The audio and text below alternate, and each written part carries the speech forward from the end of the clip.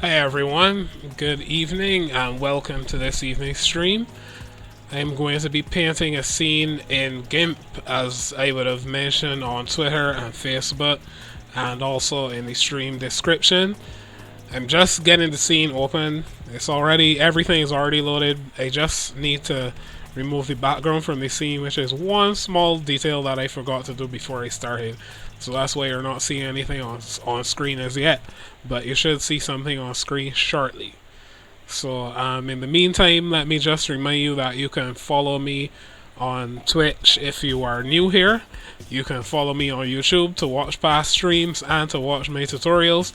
You can find my designs on my stores, which are on Redbubble as Roland Ditsar, of course, and also teespring.rolandditsar.pro, which is one of my websites. So if you're interested in buying my artwork, you can go there to those locations. All that information is on my streaming channel, also on my YouTube channel, and on my Twitter page as well. On my pinned tweet. Yeah, I just had to remember that. I was actually losing a little bit of, of memory there for a moment. Probably my RAM is full and I need to clear it. But this evening, as I told you, I'm going to be painting a scene in GIMP, which is the first time I'm going to be doing that on stream. I haven't actually done that before. I played around with it a few times over the years and you know, I like it, but it hasn't been one of my major things to get into painting, so this should be fun. So you can enjoy the music and I will get started in just a second or just a minute or so.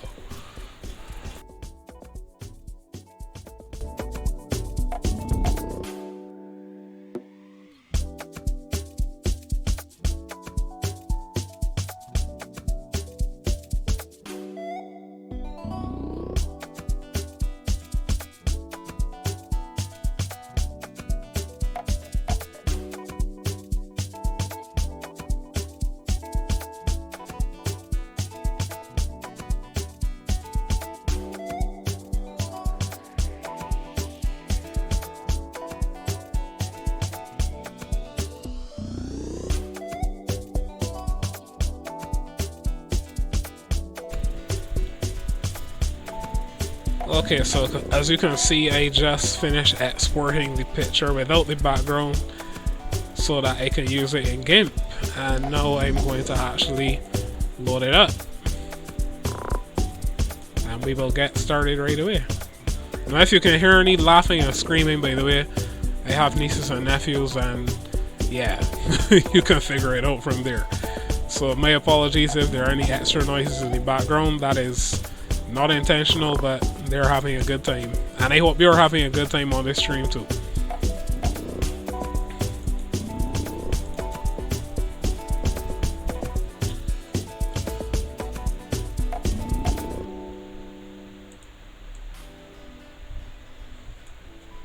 Okay, so everything is loaded and we can get started. Now as you would notice, I have no background in this picture, of course, and that is on purpose because what I'm actually going to do is paint over everything. So you just get the right zoom levels here. Right, there we go. So what I'm actually going to do is use this as basically like a template to tell me where everything has to go when I'm painting. I'm going to create some new layers and drop the paint, if you want to call it that, because it's digital, so there is no actual paint. We're just dropping some pixels in place. So that's what we're going to be doing today.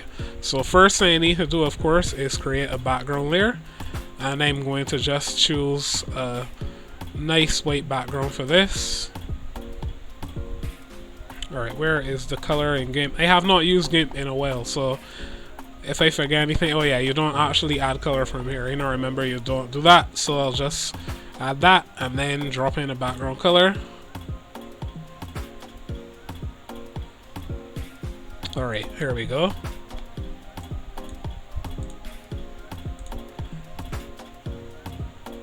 It's going to take a little while because this is 8,000 pixels in total. Let me just move that layer down. Right, so this is what it should look like. I'm going to have to fill in some parts in this image, obviously, because the export actually showed up some errors that I would have made when I drew it. I thought that I was actually on the edges of the canvas, but I can fix that, no big deal. And the next step, of course, is to create another layer. This layer I'm going to actually call skin. And then I'm going to add one for hair. And then I'm going to add one for leaves at the front. And then I'm going to add one for eyes. I can actually move this one below the previous one. And let me add one behind. Well, actually, from the bottom here, I'm going to add one called leaves back. You know what? I forgot we can color tag these layers, so let me see what colors I'm going to use here. So the leaves, obviously green. Background layer can be blue. Skin, brown, hair, gray, eyes. Let's go with blue for that. This one is not going to be used in the end, so I'm going to tag this as red. Not necessarily important, but still good organizational stuff, you know. Neither here nor there, but if that's your thing, you can do that. Now, in GIMP, something that I really like is that you can actually lock layers. So let me see where that is in here. I have not used this in a while, so if I forget anything, forgive me. It has been some years. GIMP is one of those things that I hop into only when I am actually in the mood for it. But I will actually get back to that, as you can tell, in the near future. Alright, so we can actually lock with that. There we go. So I'm actually going to lock everything but the leaves at the back for now. And let me choose a color to go with.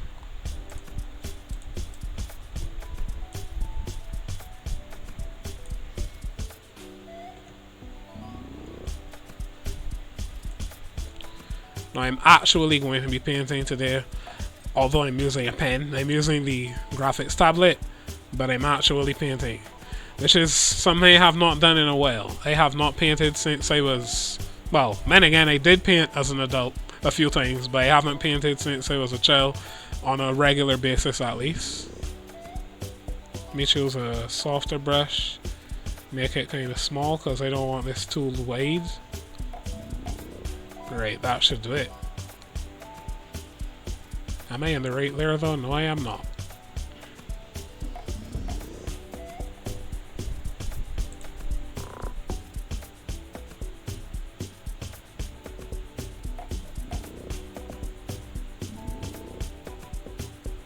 The cool thing with this, I can just paint anywhere I want, and it's not going to show up on any other layers because that's the layer I have selected.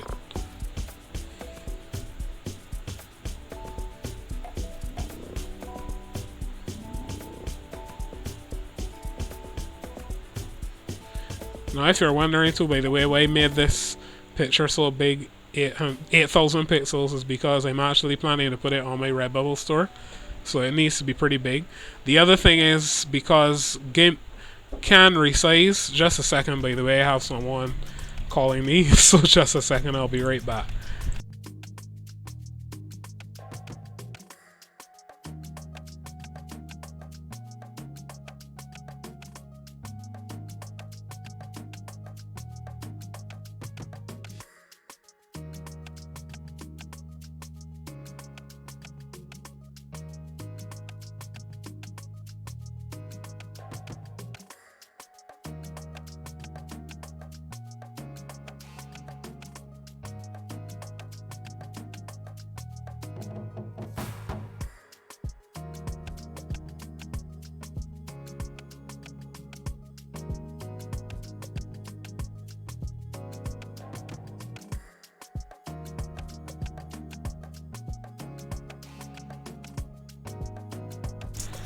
My apologies, folks, I actually had a phone call, which does not ever happen when I'm on stream, but there's always a first for everything. Yeah, so I'm back. As I was saying, GIMP can resize images, and it does a pretty good job of it. But if you're going to be working with something that you want to print or you want to use in any form of large, like larger media, you should set your image size from before. Like if you're doing a conversion of vector to raster graphics, like what I'm doing today, it's ways to set an appropriate image size before you actually work with it in GIMP.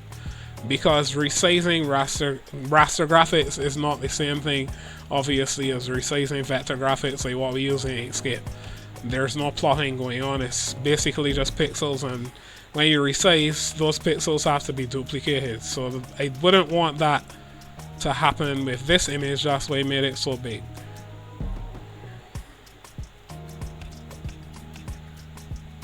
Let me actually change the opacity on this layer so I can see what everything will look like when I'm done. Just going to use it as a guide. Oops, I am painting in the wrong place. Good thing I had that layer locked.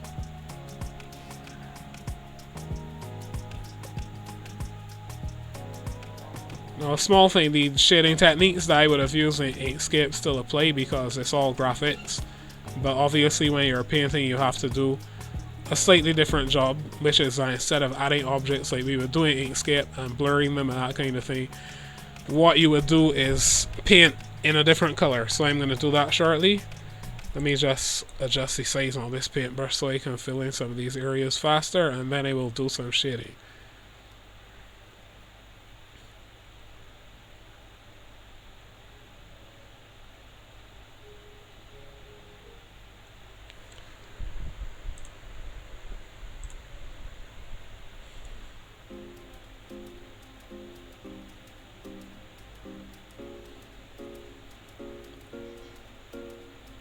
By the way, I'm not sure if you noticed, but I actually managed to find a few Afro beats that were copyright free. Very difficult to do, believe it or not.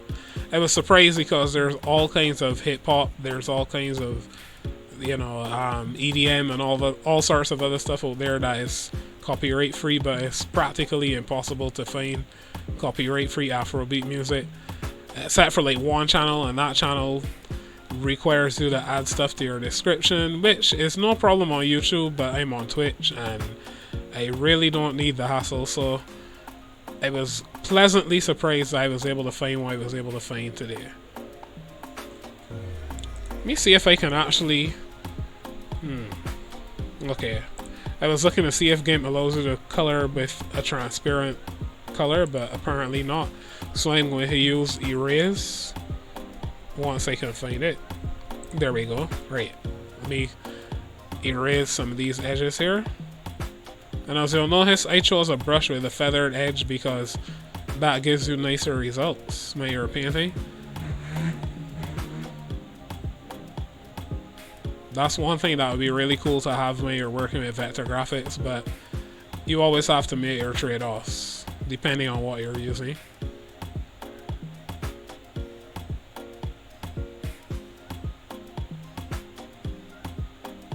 Now in this case, you may also be wondering why it is that I decided to color outside the lines. In a sense, there is method to that madness. So when you're a child, they always tell you don't color outside the lines because you mess everything up. But as you get older and you get more refined, you get to learn that sometimes breaking the rules is part of the rules. So I colored outside the lines so that I'd have space to refine it when I'm done.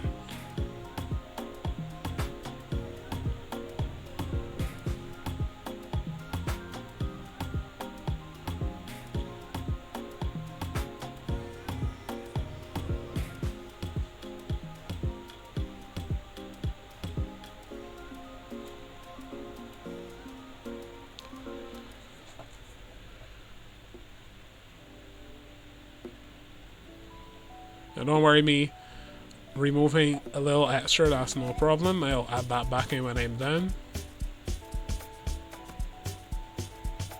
I'm being a little perfectionist today because when I'm doing art, I like to make it look as good as I can. So that's what's happening.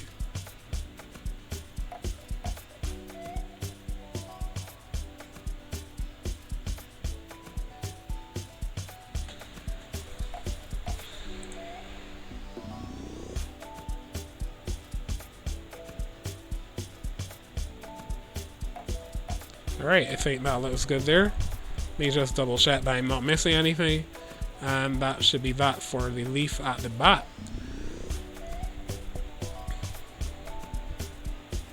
Actually, what I'll do is add some color over this side. I haven't forgotten shading, by the way. It was just, when I say that should be that, I mean just in terms of the basic shape and outline. I'll get to shading right after. I just wanted to do a quick double check and make sure I have everything in place. Now, some of this that I'm painting here is not actually going to be visible, but it's still a good guideline for when I get to the next thing. So that we can actually make it look like there's a leaf that goes slightly behind her head that's not visible in front. Alright, so all that's done. Let's get a new color and do some shading here.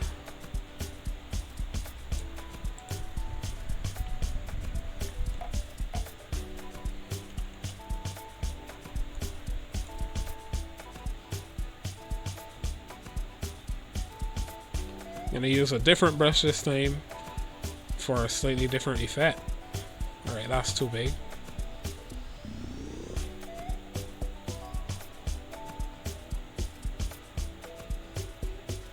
Let's make this smaller.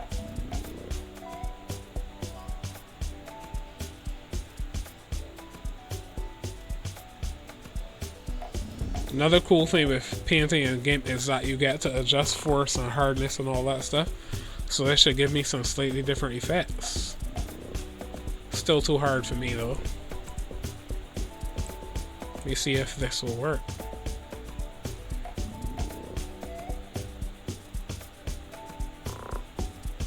Yeah, there we go. Much better. Now, I don't want to come down too heavy with this because I want it to kind of have a nice natural blend to it. So that's why I tried to adjust those settings just now to get the effect that I want. Let me make this bigger though, because it can actually probably work a little bigger. Yeah, there we go. I'm going to turn off this top there too so I can actually see how this is coming out.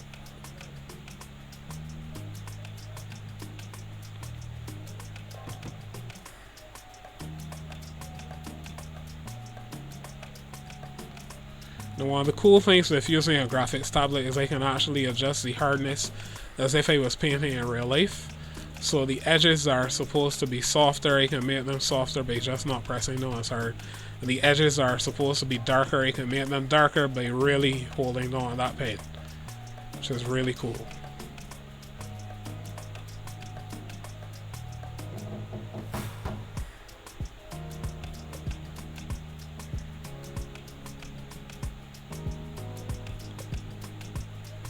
Now, one of the tricks of the trade when it comes to painting natural things is, as I always say, organize chaos.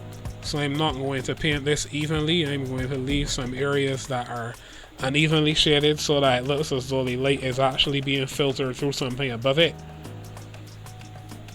And that gives you a more realistic effect. And I'm not done with this shading, by the way. This is going to be layered and layered until I get the right thing that I want. But for the purposes of keeping this stream shorter, I'm not going to actually do a full-fledged, job on this. I'm going to just give the basics. Alright, let me use the smudge tool a bit. This has always been one of my favorite tools in GIMP because it allows you to produce some really cool effects.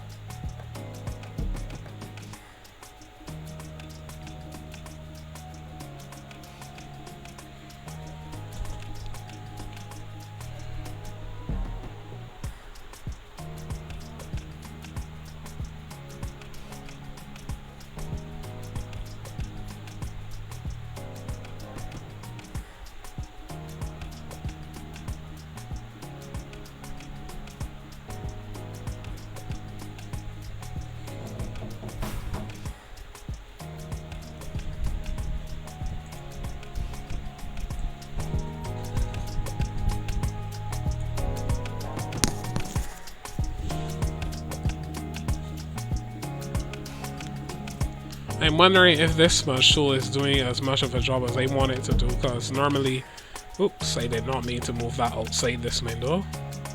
There we go. Normally this should be smudging a little bit more than it's smudging.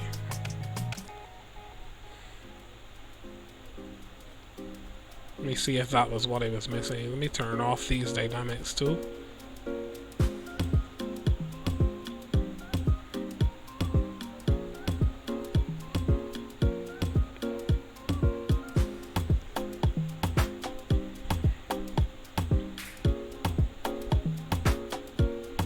There should be an easy way to turn this off.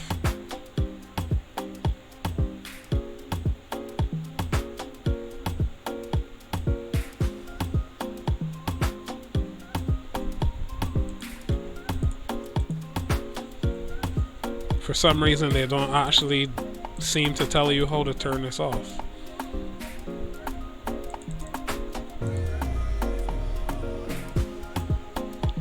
And I don't need to edit it either anyway. This will have to do as is. I'll look that up later on.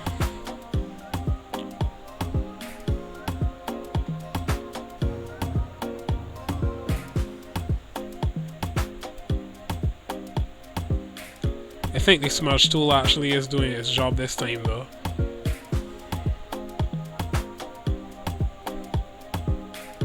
Yeah, it is.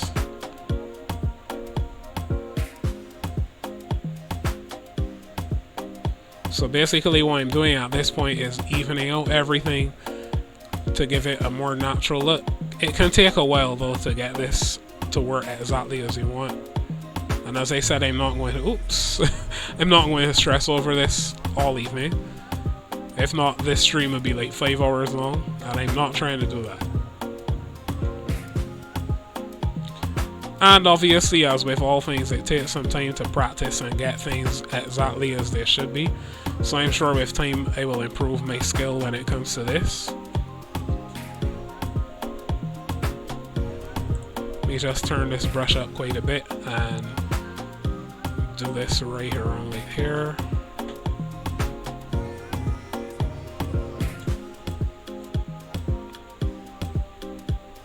Oops. Accidentally pulled in some background there.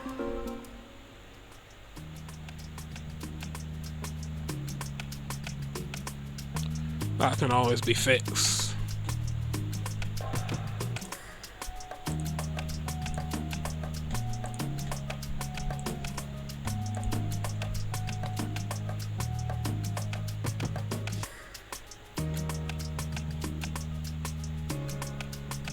Just dropping some lines on top of here, and these will be then blended in.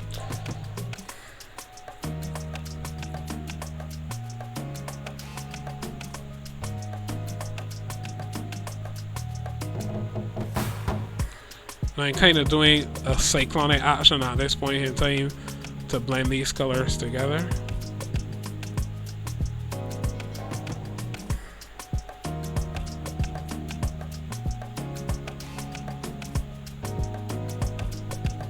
Kind of like if a hurricane is moving through and blending everything together at the same time.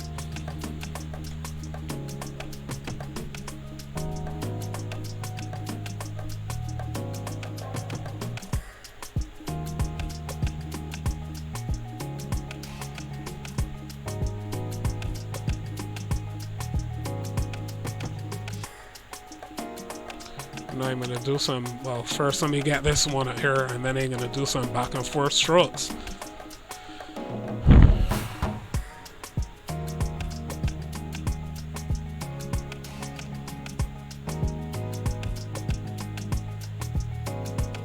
I mean, I may need to make this brush bigger to get this done faster, but I don't want it too big.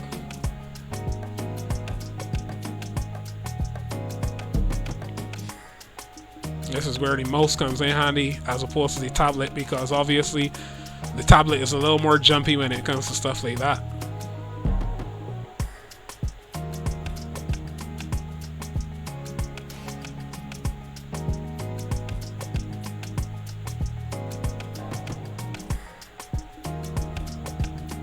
Alright, bringing in those movements a little closer so that my swiping back and forth is almost within the same area.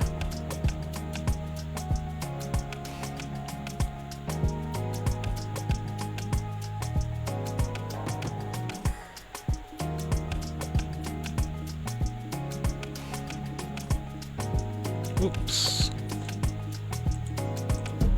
Come to think of it, that area that was just smudged accidentally may not even have been visible. But the perfectionist in me couldn't leave it alone.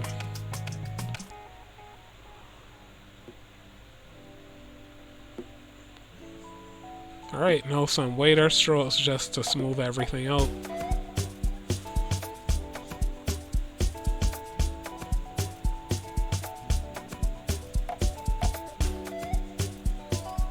And of course I'm moving a little more slowly so that everything is done more smoothly.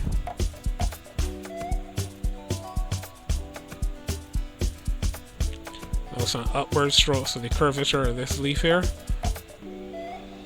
And I'm putting a slight curve in my movements as well to follow the curvature of the leaf. Alright, let's see how this looks.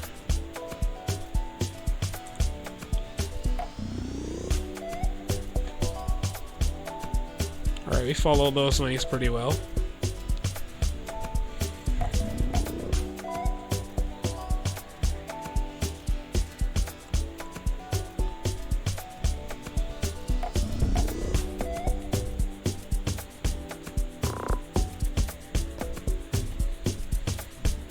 What did I just do? Oh, I accidentally turned the layer completely transparent.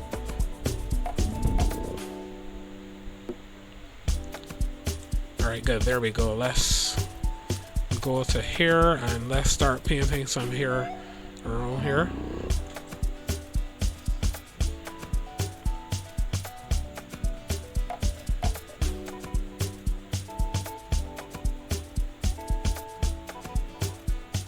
Oh good, it is locked. That's what I wanted. Just double checking. Because I was almost certain that I was painting before and it was actually not locking it as it should. Oh, I have smudge selected. Need this to be bigger.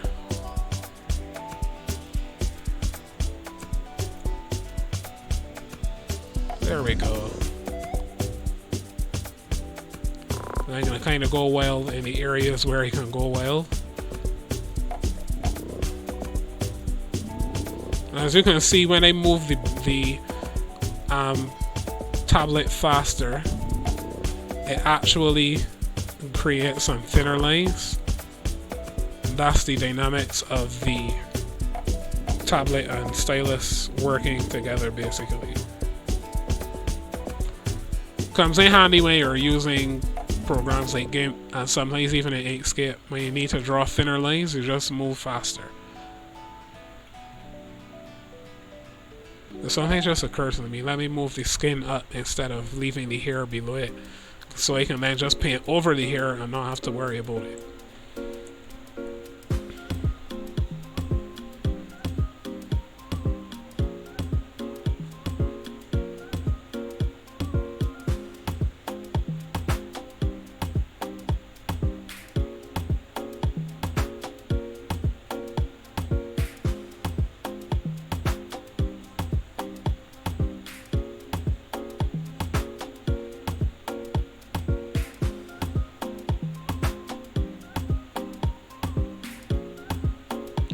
Again, I'm kind of coloring outside the lines here because I'm going to erase when I'm done.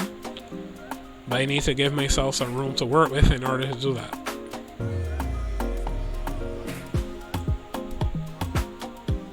And I'm not sure how easily you can see it, but the top layer is still visible because with it slightly translucent, the color of that black isn't fully black. It's kind of gray, so I can still see where the edges are.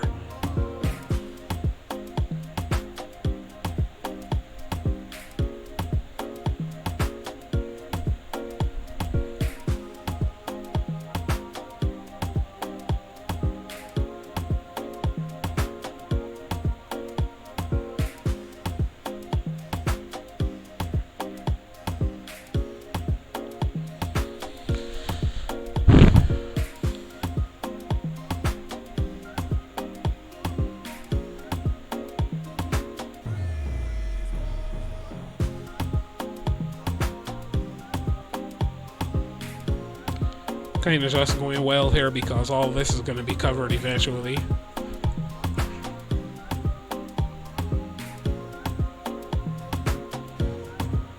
Now down here is where I'm going to need to be a little more careful because I actually want this to be like if the person has hair drapes over their shoulders.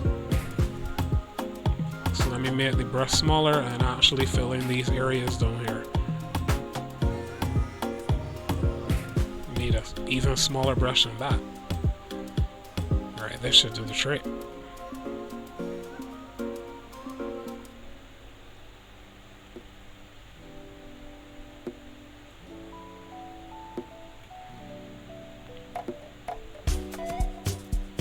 Now as you can see, I'm using some very close strokes in here because it gives you the effect of jitter edges that look a lot more like hair in real life, especially depending on the kind of hair that the person is supposed to have. This is like that thicker but still straight Asian hair that you would see on most people from the Asiatic region, as opposed to like say hair like mine, like locks. I would need some like a thicker brush, and I would need to actually separate them somewhat, or at least put some sort of color difference in between them so you can see that they're actually locks. But with Asian hair, it is slightly thicker, at least from my observation. I'm not speaking scientifically, no, but from my observation it tends to be thicker in a sense than say like Caucasian hair, but still straight. So kind of like a blend between the two extremes of humanity, if you want to call it that. There are no real extremes when it comes to humanity. Humanity is a kaleidoscope, but that's the best way I can describe it artistically at this point.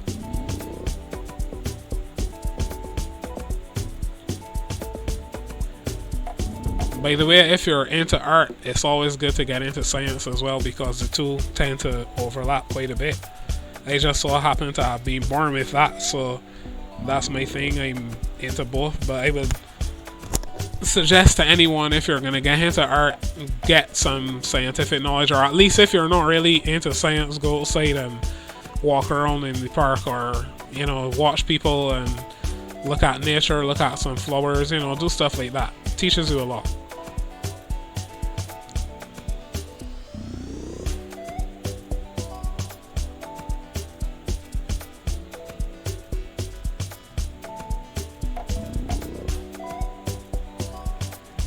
Alright, I think that's enough of the edges here, so I can make the brush big again and fill in the rest.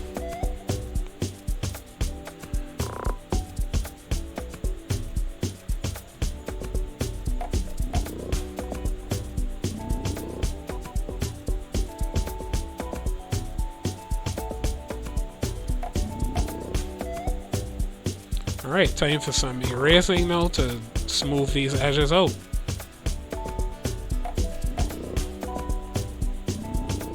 Now you would have noticed I actually started from outside and came in with these wide strokes like I'm doing there. The reason for that is obviously technique, because it helps me to build up my momentum so that when I get to the edge, my edges are a little bit straighter.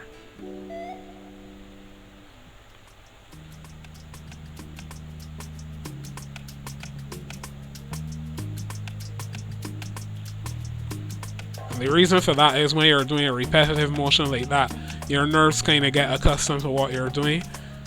It's like short-term muscle memory, if you want to call it that. I don't know if that's actually on the book somewhere, but that's what I would call it on the fly. It's basically like short-term muscle memory, and it allows you to get a nice build-up so that when you actually do that action in the area where you need it, it's nice and smooth.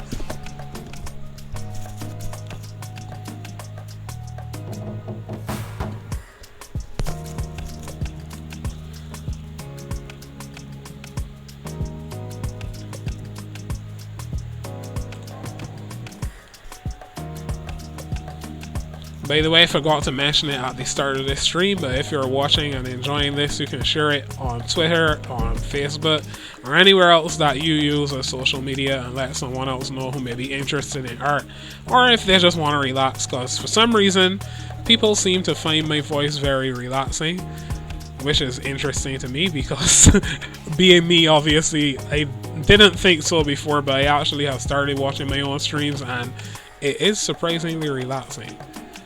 And the best part is it's free. You don't have to pay to watch me, so you can let anybody who wants to know. But if you want to actually support what I'm doing, you can pick up some artwork off of my stores, which, as I said, are on Redbubble. Roland are on there, and you can also go to teespring.rolandixor.pro.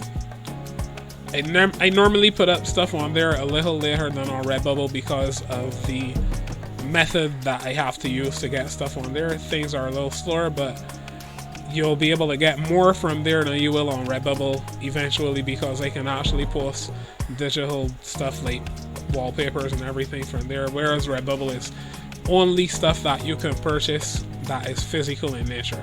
So if you want more out of my store, go to my Teespring store.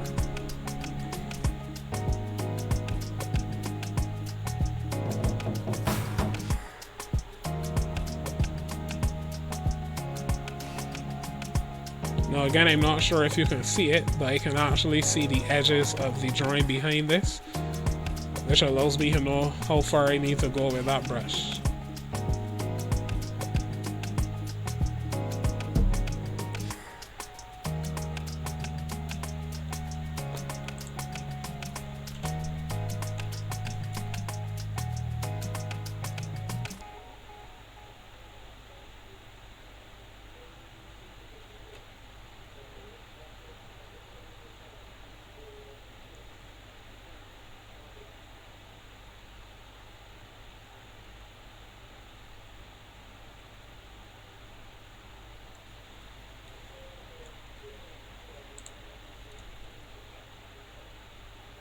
Alright, I'm going to switch the music up shortly. Just let me finish these edges and I'll get right to that.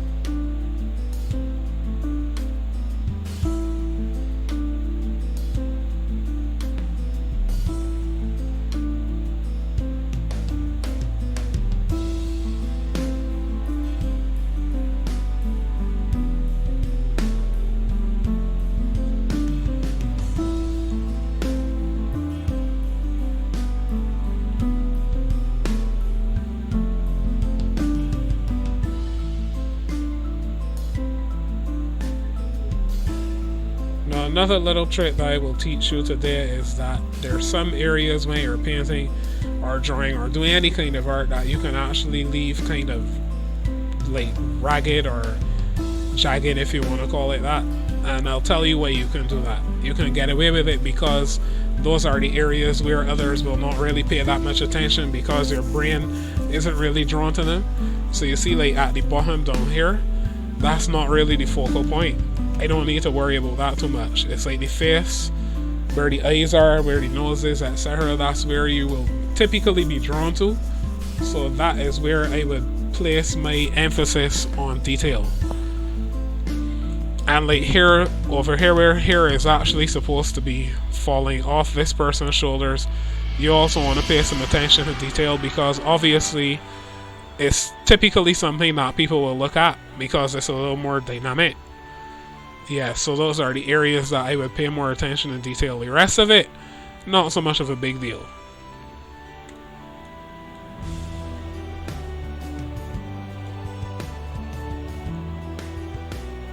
Oops, wrong tool selected.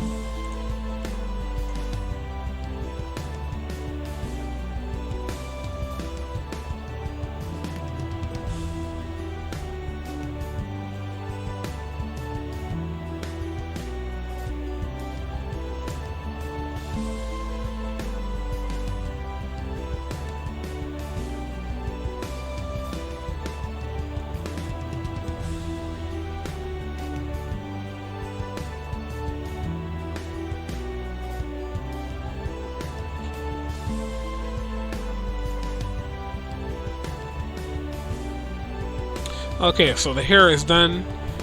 At least, yeah, I believe for the most part that should be it. So on to the skin. I just realized something though. I actually painted the skin and hair on the same layer. So what I'm actually going to do is merge these two layers together. Which tool is that again? I'm trying to remember now. Or is it? No, it's not that. Alright, that's what it is. There we go. That's what I wanted to do. So now I'm going to add a new layer for the skin on top of that layer.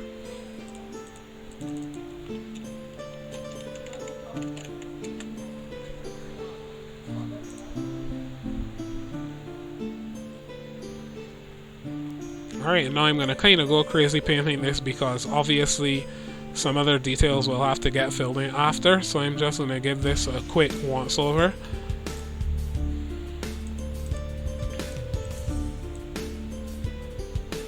Now human skin is kind of hard to get exactly correct. So I hope that this comes out like I want it to.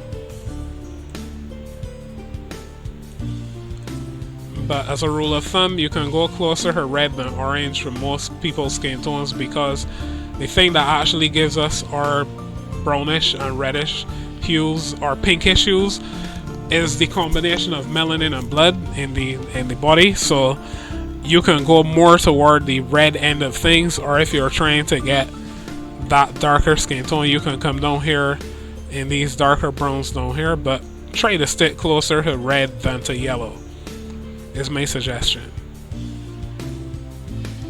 Of course, you'll need to blend it to get lighting effects and other effects, but you typically stick closer to red than yellow is a rule of thumb that I would give when it comes to shading human beings. Let me get a fairly big brush for this. Don't even worry about the eyes or the nose or anything like that because I'll be painting over everything when I'm done. Now if you notice it's running a little bit slow, it's just because this is a very big image and obviously it's going to tax the computer a little bit more than usual.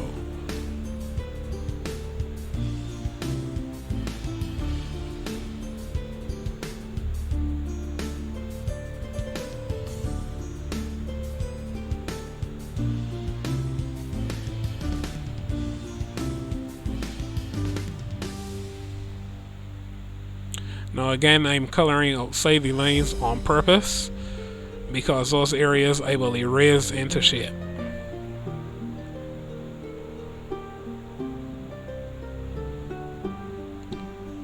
And for anyone who's wondering, no, there is no mouth. I did not draw a mouth because I wanted to kind of evoke the concept of a person who's watching something but not speaking, so I didn't even leave any indication of a mouth being present.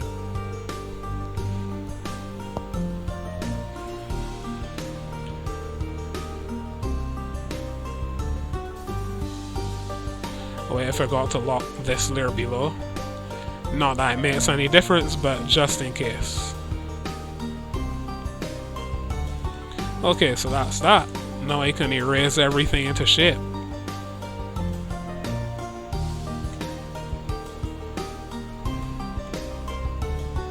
Oops, that's too big.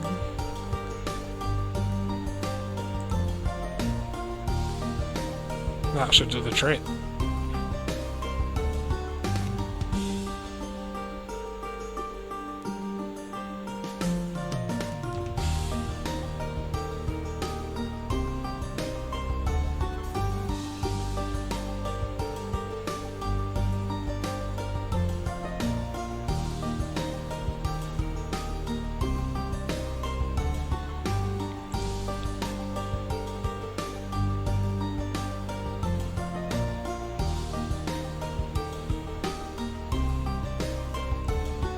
Now you'll notice that there are some areas that will actually be covered over that I still take the time to paint, and that's because at the points where they will intersect with other stuff, you want to make sure that they still align correctly with whatever follows after them. So that's what I'm doing there.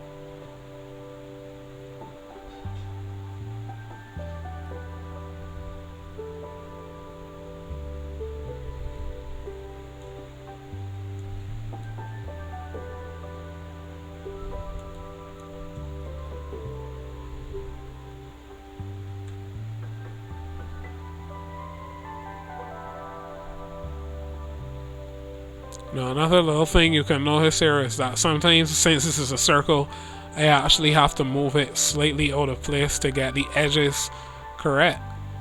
You're basically using the edge of the circle to do the painting instead of the center of it. That's what I'm doing there. Now all of this is going to be covered by a leaf, so I don't really need to worry too much about that. It's just when it gets to the hair that I need to pay some attention.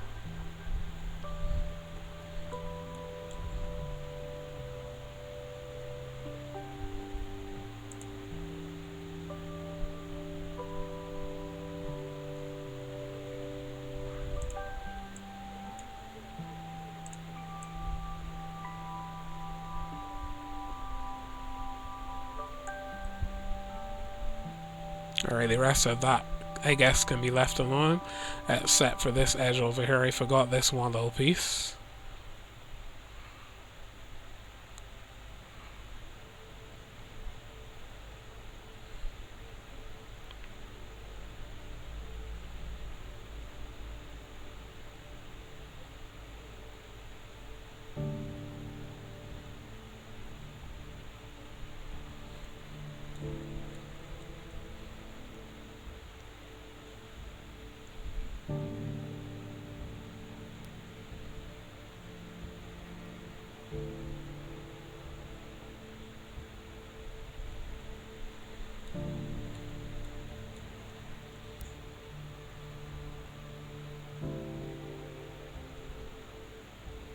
Now, if I really wanted to get technical, I could actually use the airbrush tool to make this look even better, but I'm not going to do that today.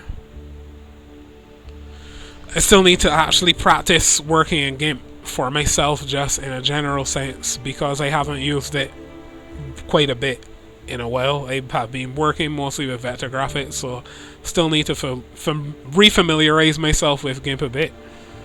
But I still like it though, it's a pretty cool tool. Alright, let me lock this one and then put the eyes in place. Actually, what I'm going to do is give the eyes an outline as well, so let me add a new layer and call it eye outline. And then I'm going to add some edges around these before I put the actual eyes in place.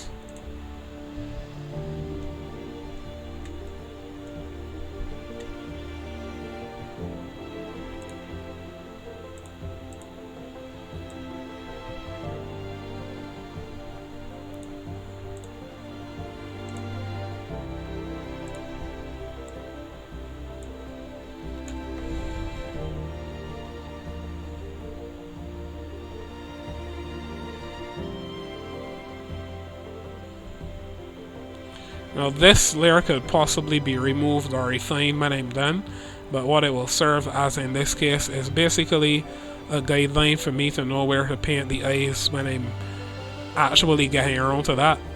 Because as you can see, when I did it in Inkscape, it was kind of rough, and I want to make it a little bit more refined, so that's why I'm doing this here.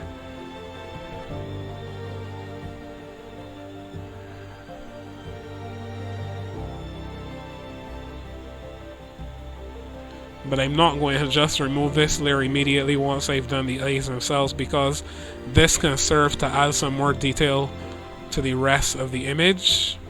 So I'm going to leave it in place basically, and then as I need, I'll adjust it over time.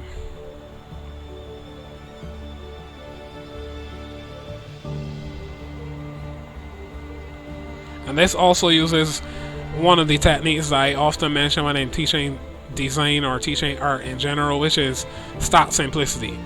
Take the simple things and add them on top of one another until you get something more complex. You don't need to start with the complex because the complex is confusing. Start with the simple things and just build and build and build till you get something that looks more complex. But seeing as you would know what it is that you did, you would know obviously that what you started with was really just something very simple.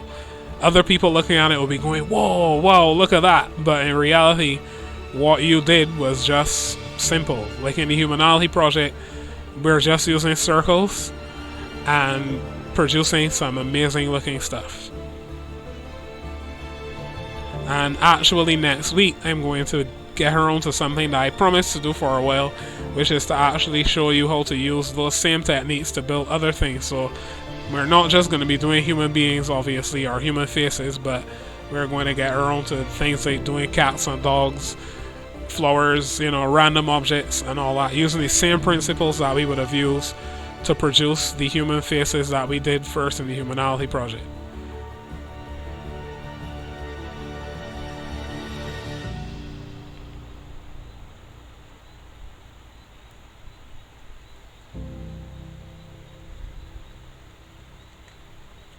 Alright, so now I'm going to lock this there and I'm going to turn down the opacity somewhat.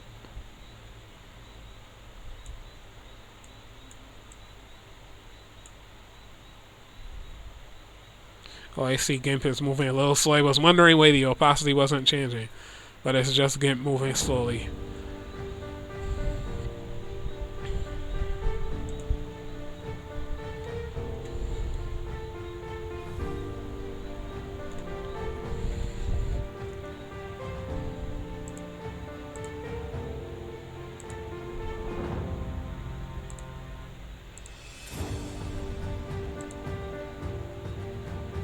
Okay, there we go. So now for the eyes, we're going to use a color close to white but not exactly white. And again, the reason for that is your eyes are technically not completely white because there are blood vessels in there. So we want to get a color close to white but still with a little bit of a red tinge to it.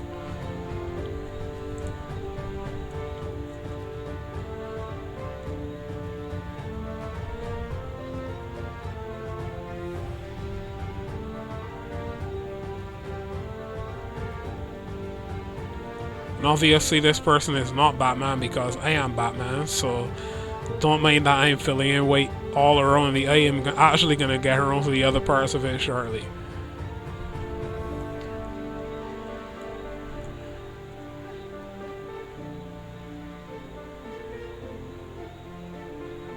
Hey painting, I'm Batman.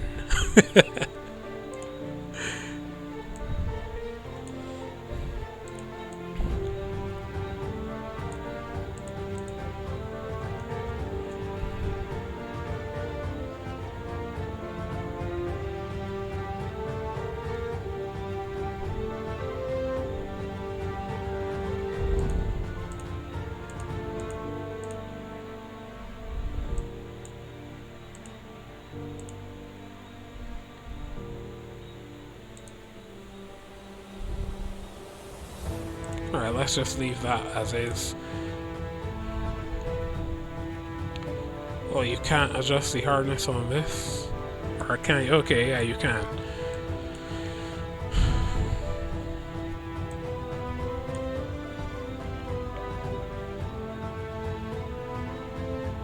Now I'm starting from the center and coming out in concentric circles to give me a more even result when I'm done.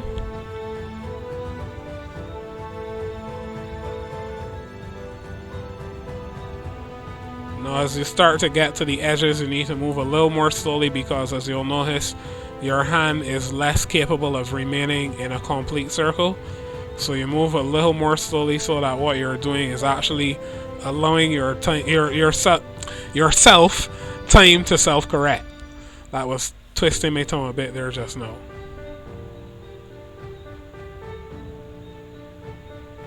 But you don't move too slowly, because if you move too slowly, then the self-correction effect actually goes in the opposite direction. You start making more mistakes.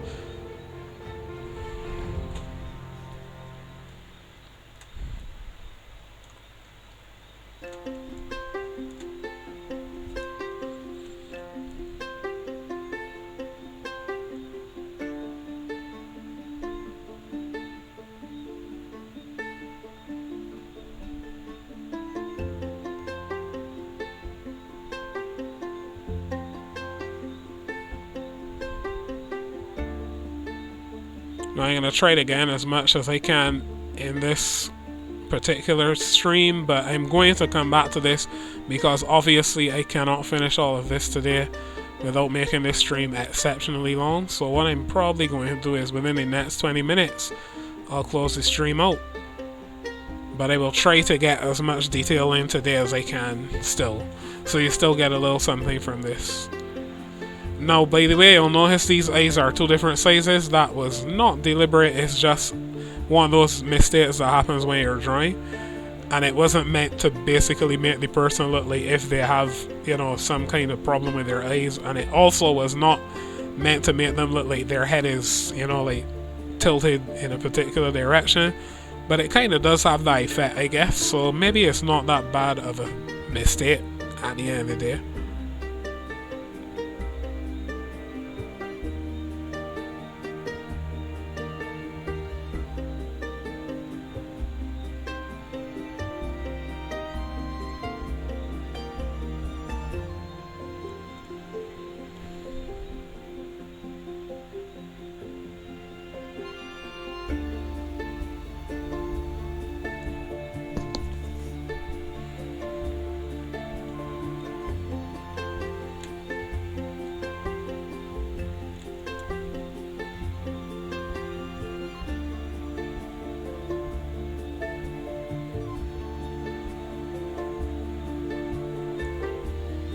Let's just erase some of this down to smooth it out.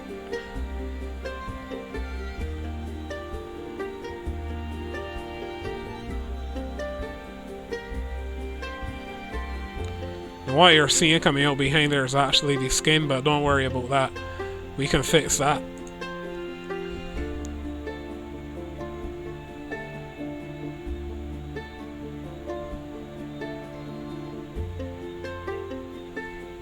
GIMP actually keeps a record of the colors that I would have recently used. So this is the one I used before, and all I have to do is select it and fill back in this area.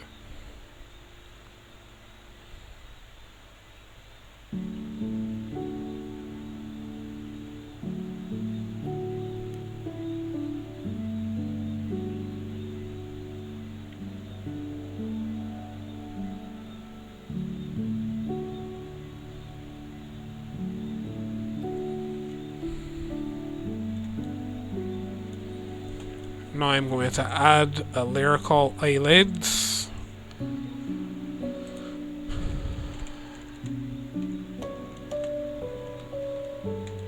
I'm following the lines that I would have created before. I'm going to shade some eyelids in here.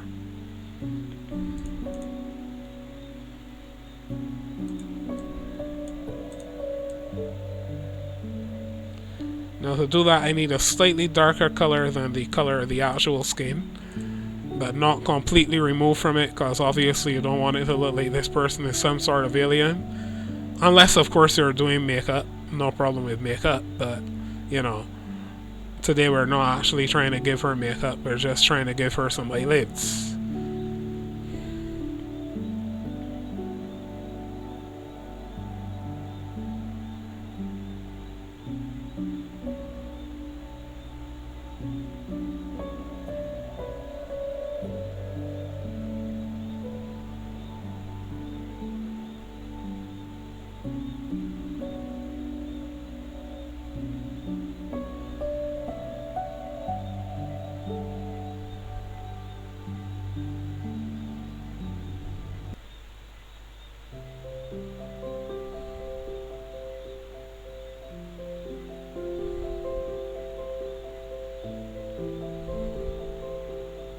Gonna use that same color down here at the bottom.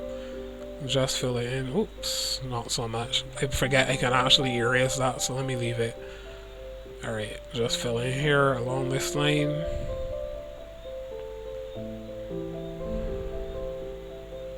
And now let me erase to smooth it out.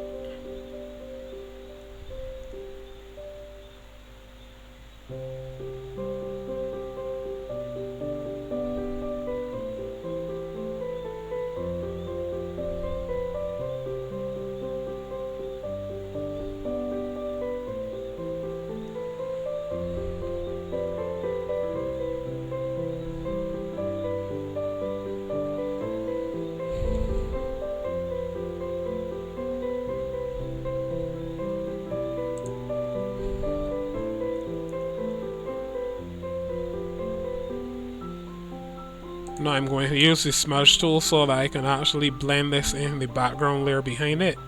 So it looks like if this is a smooth progression of skin instead of something just jutting out of her face somewhere.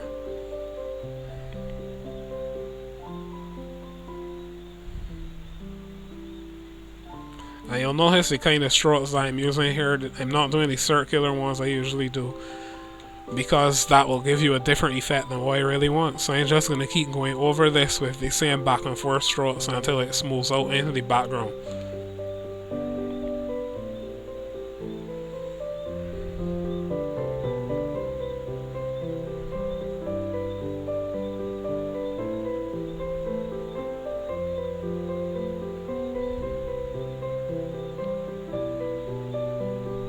Now I want a slightly darker color, so I'm going to adjust the lightness on this color, and I'm going to put that over the top of her eyelid to give it some shading.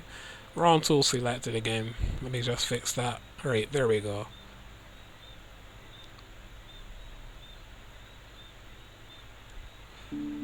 Get another darker shade and put it on top of that one.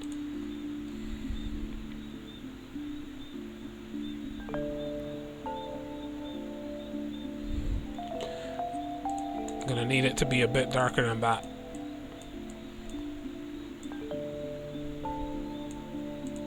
That should do the trick. Right, there we go.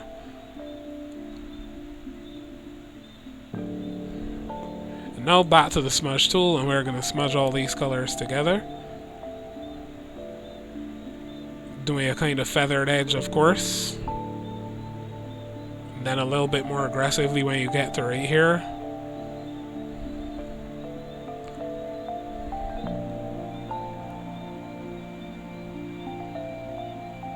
Need to really spread that color out. Feather the edges again down at the bottom. Spread it out, spread it out, spread it out.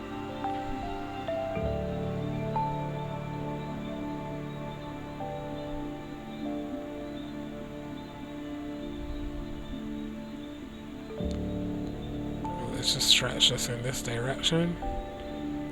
And then pull up from down here.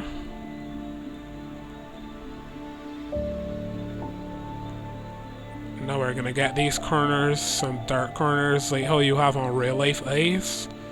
Just feathering that out a bit.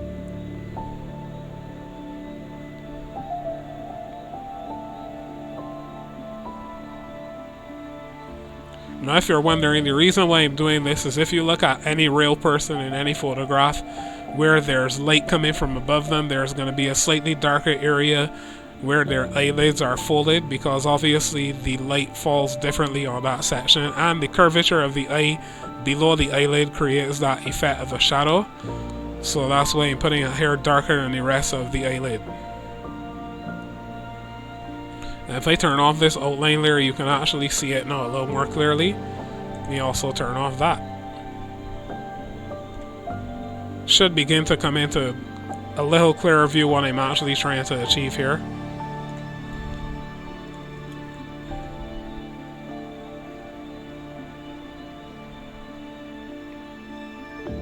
Just need to smooth this out a little bit more.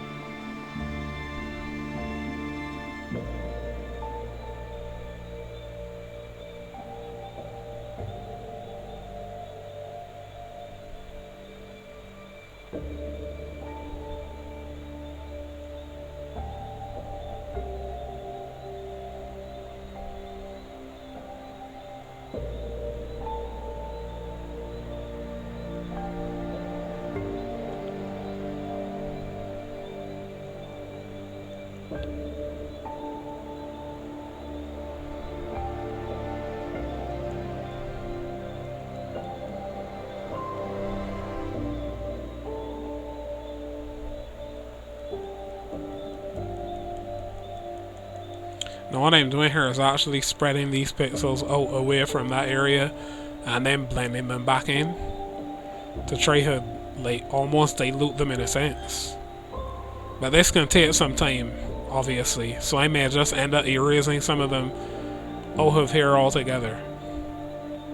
because you don't want to make it too dark.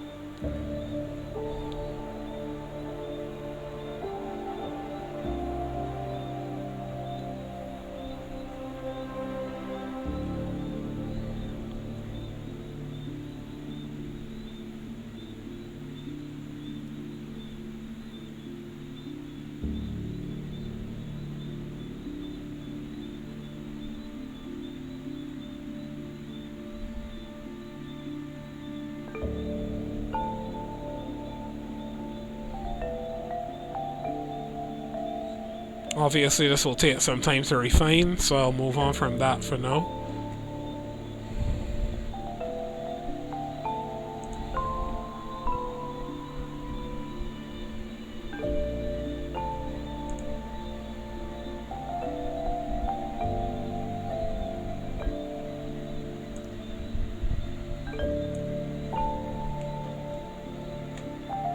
So got this one over here.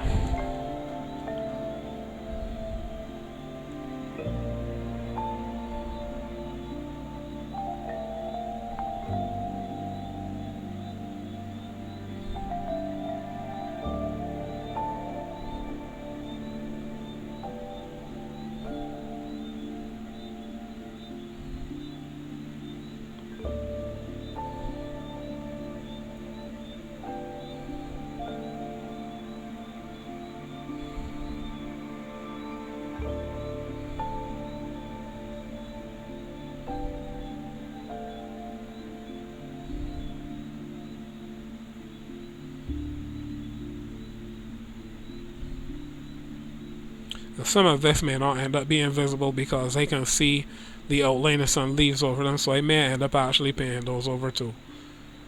But I'm still going to just fill them in just in case. Especially just in case I change my mind.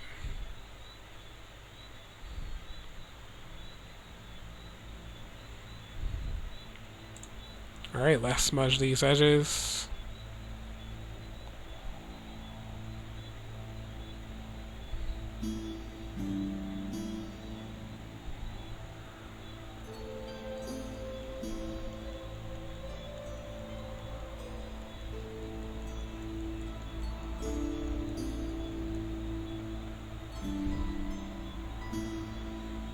Again, you're using those back and forth strokes as opposed to doing circular strokes, because that will give you a nicer effect in this case.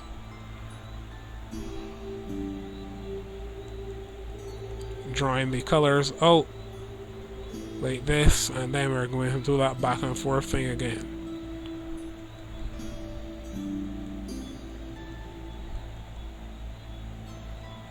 More aggressively at the top, where things are spread a little more, less aggressively at the bottom.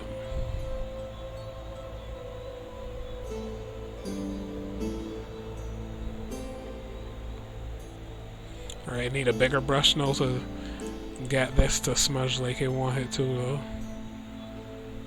Alright.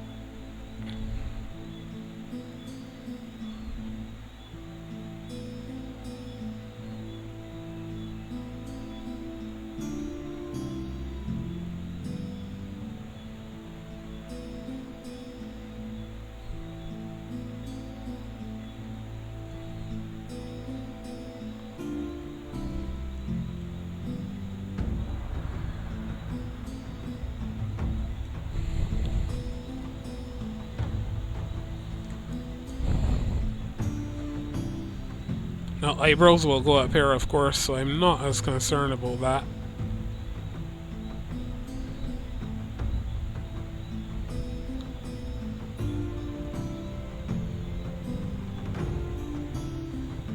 That's looking a little more natural now.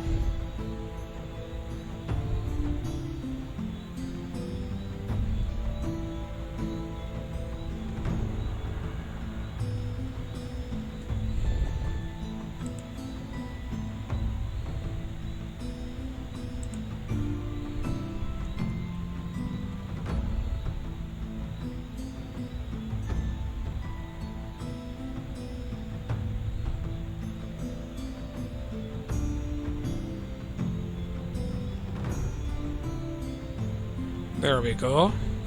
Not too bad. Now I'm going to give her a nose, and then I'll probably call it quits for today.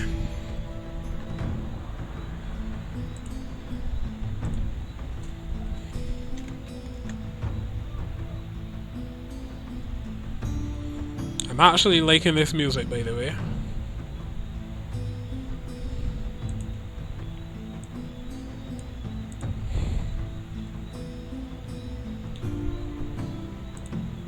I keep trying to paint with a smudge tool selected. Very funny.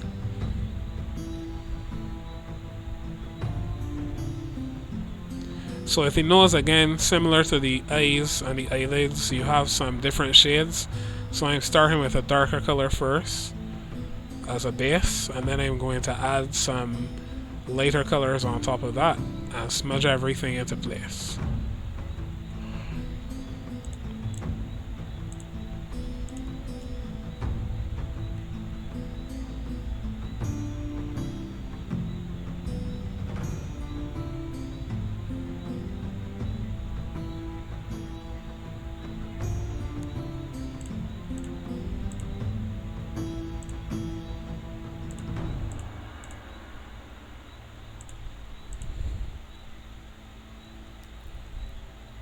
I'm just tapping with the stylus right now to give it some dots on top of the color I just put there.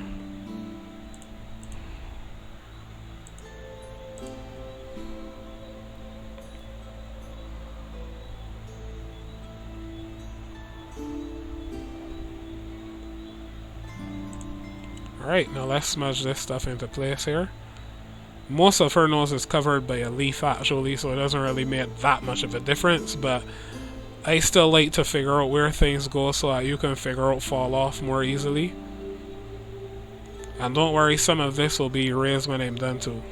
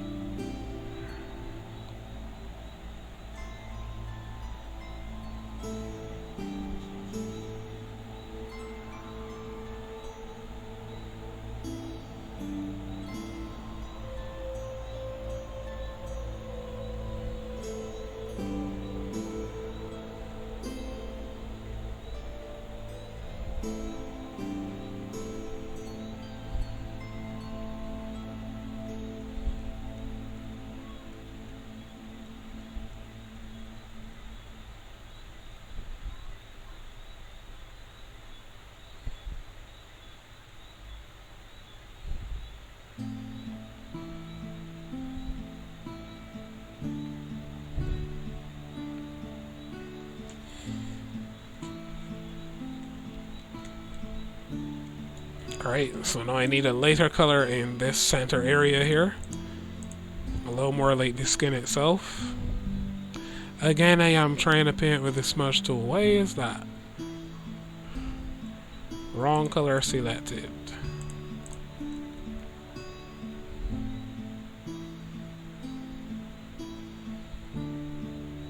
I really like how you can actually have hardness and stuff with the stylus because it allows me to blend colors more than I normally would if we were just clicking with the mouse. That is really, really cool.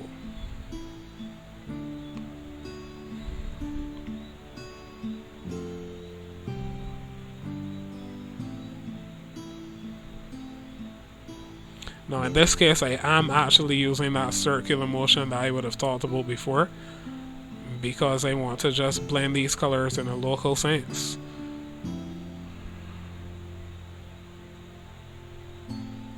I'll smooth them out a little more when I'm done with a larger brush. May change the entire thing, but sometimes all this process that you go through that seems unnecessary still gives you better results. It's sometimes part of getting results is to go through the process itself, even if some of what you did doesn't end up in the final image. I found that over the years that just go through the process. Don't fight it, even if everything that you do is not always visible. And of course, as you go, you can refine your processes and then you can come up with a more efficient way to do things. And as you know, on my streams, I don't try to hide anything.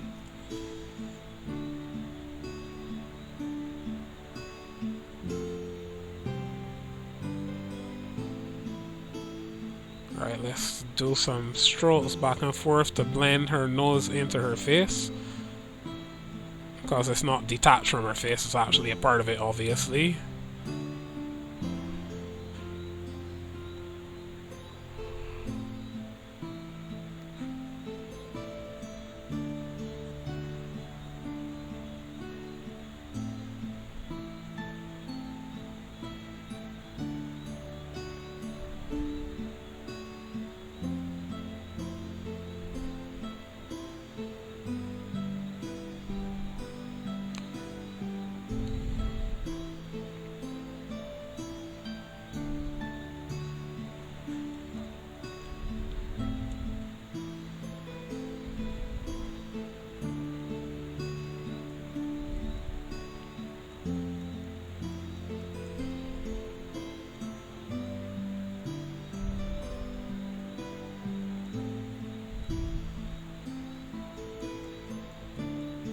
What I'm doing here is just basically drawing some of the color from the bottom upward to give it a smoother effect.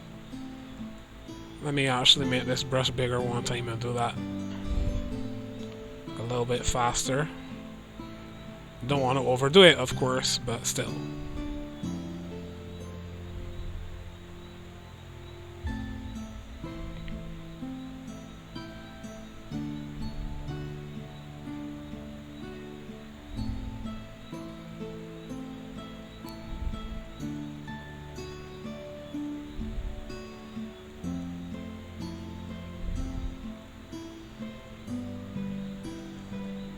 Some of that color I can erase altogether and then blend again so that her face doesn't become strangely shaded up there, obviously. So let me just remove this and go again.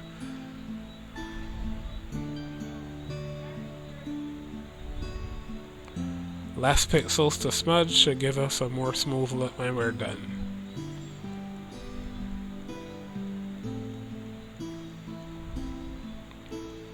Let's repeat that process. Erase this. I mean, I could just erase a whole big set of her nose and then smudge one more time.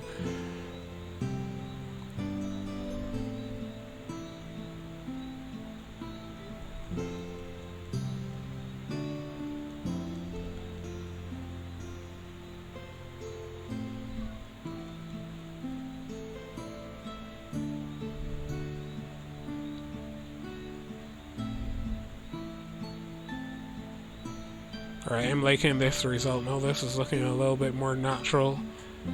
Some nice shading and some contours and stuff. Looking a little bit more like what I have in mind.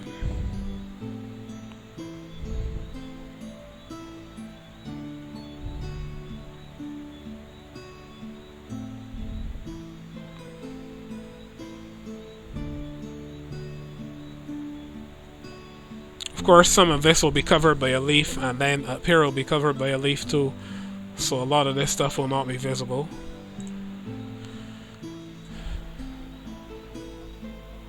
And just to give my mind some rest, what I will do here is quickly fill in color for these leaves at the front so I can actually see what it will look like in the final image, and I will be done for the day.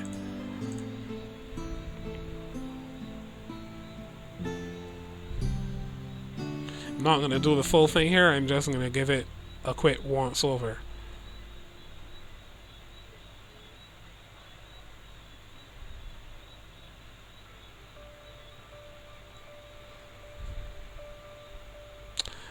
Still trying to paint with that smudge tool. That's going to be my personal meme after a while. Oops, I have the wrong layer selected. I need to find out though why GIMP is allowing me to paint in that layer when it's locked. It's not supposed to be able to do anything.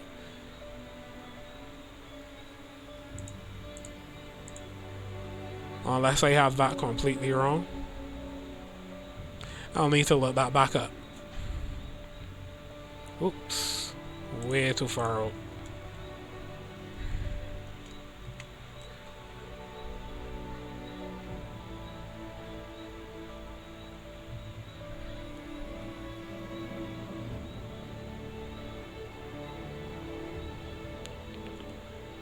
Like I said, this is just rough, so my mind can see where some things are going to fall in. This is not what it's going to look like in the long run. But I just want to get an idea before I close off what it's going to look like when it's done.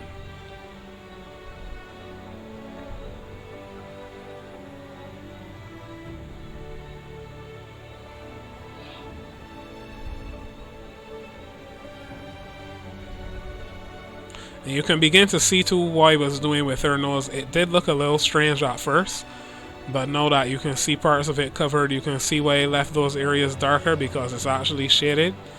It's kind of like if there's a shadow over that area of her face. There's always a method to my madness. Or at least we hope so. In some cases it's just madness because maybe I'm making sport. But most of the time there is a method to my madness. And you can also see this eye is shaded a little more than this eye because that's where the shadows fall. This side is shaded more than that side. All that stuff. Always a method to the madness. I kind of like how the music sounds like one of those epic movies at this point in time too. Now I'm beginning to prepare to close out. Sounds like Jurassic Park. Maybe I should add some kind of dinosaur or something to this scene somehow. I won't actually do that, but it came to mind just now because of that music.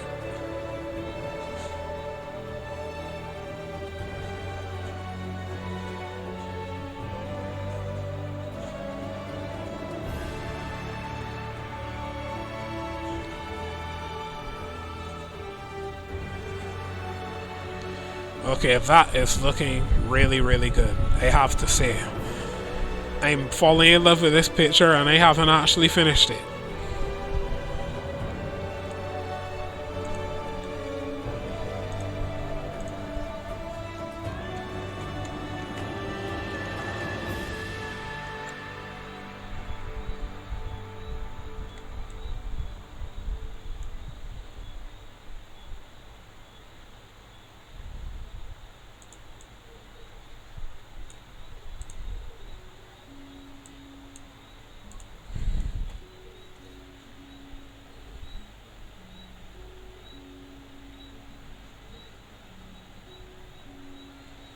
That's not really visible though, or legible I should say.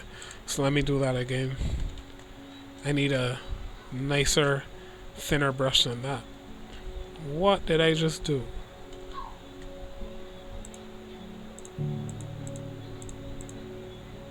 Oh, Control Y. Okay, that's different. I was using Control Shift Z, which is what you use in most other programs. Still need to get used to those keyboard shortcuts. What did you just do?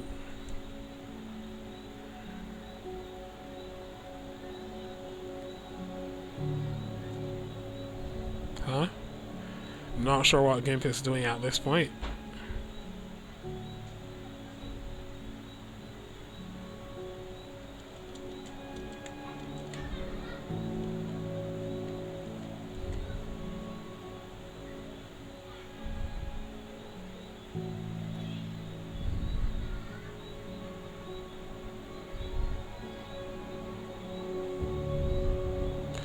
I can probably refine that in a future stream, but for now that looks pretty nice, at least when you zoom out.